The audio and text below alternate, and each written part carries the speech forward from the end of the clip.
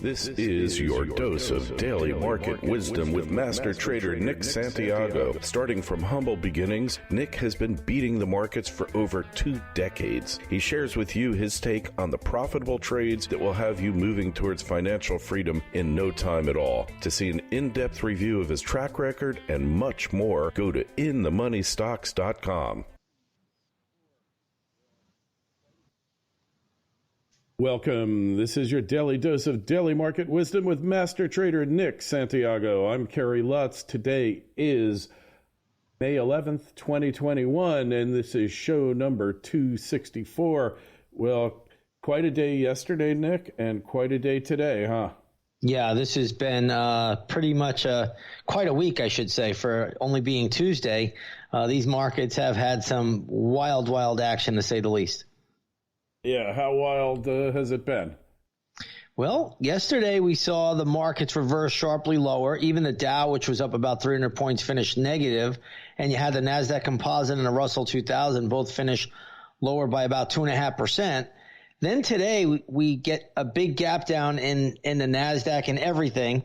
And the NASDAQ's down about 2.5%, reverses and goes basically to positive territory, actually finishes the day down just 0.1%.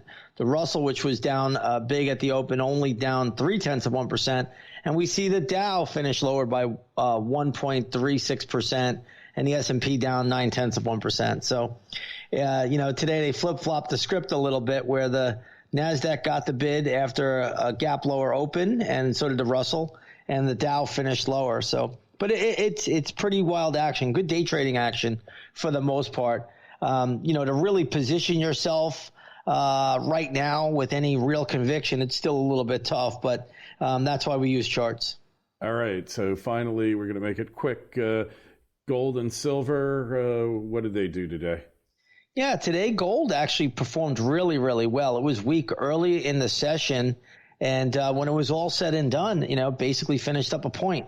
So, gold futures finishing at 1838. I think that's a really good showing today for gold. And gold miners, which were down pretty decent at the start of the session, they were below 36.60 this morning at the open. They finished at 37.64, positive on the day by 26 cents. So the gold trade still looks to be very strong right now. All right, and silver too, right? Silver too. Silver today, when you look at silver futures, finished at $27.77. Up 1%, and yet the SLV up 1.26% with a 32-cent gain.